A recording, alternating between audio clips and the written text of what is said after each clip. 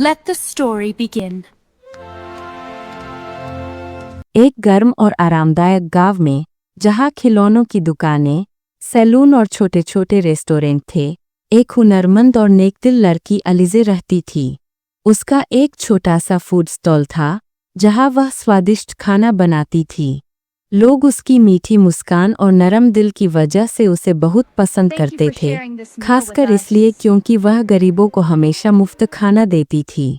उसके स्टॉल के ठीक सामने सोनी की एक शानदार कपड़ों की दुकान थी। वह बहुत अमीर, घमंडी और अपने महंगे कपड़ों के लिए मशहूर थी। यहाँ तक कि रानी भी उसी से कपड़े खरीदा करती थीं। लेकिन इतनी सफलता के बावजूद सोनी कठोर, अहंकारी और निर्दयी थी। उसे अपनी दुकान के पास गरीब लोग बिल्कुल पसंद नहीं थे, और न ही यह बात कि अलीज़े दिन ब दिन ज़्यादा मशहूर होती जा रही थी। लेकिन अलीज़े को इसकी कोई परवाह नहीं थी। वह अपनी दयालुता बांटती रही। सर्दियों की शुरुआत और एक नया विचार। जब सर्दियां आईं, तो लोगों को कुछ गर्म और हल्का पीने की ज़रूरत थी। तभी अलीज़े के मन में एक शानदार विचार आया। उसने एक खास गर्म कॉफ़ी बनाई, और वह भी बिल्कुल मुफ्त। जल्द ही जोरे और परिवार दूर दूर से रोज़ उसके पास आने लगे।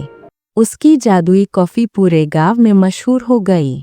सर्दियों में और सफलता। जैसे जैसे ठंड बढ़ी, अलीज़े ने अपने मेनू में गर्म सूप भी शामिल कर लिया।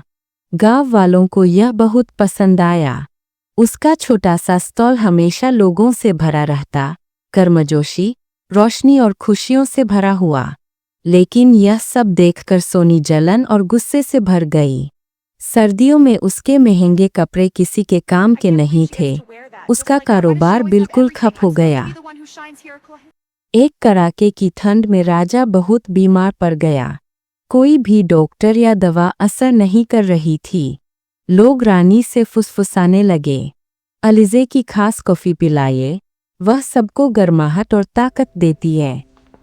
रानी ने तुरंत अलीज़े को महल बुलाया। घबराए दिल से अलीज़े ने राजा को कॉफ़ी पेश की। पहला खून लेते ही उसके शरीर में गर्मी दौड़ गई। कई दिनों बाद उसे कुछ राहत महसूस हुई।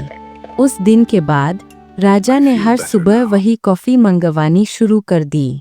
पूरे राज्य में अलीज़े की चर्चा फैल गई और उसके स्टॉल की रौनक और बढ़ गई। सोनी का सब्र टूट गया। एक दिन रानी ने सोनी को एक शाही समारोह के लिए सुंदर पोशाक बनाने का आदेश दिया। लेकिन सोनी ने एक भयानक साजिश रच ली, अलीज़े की जिंदगी बर्बाद करने की।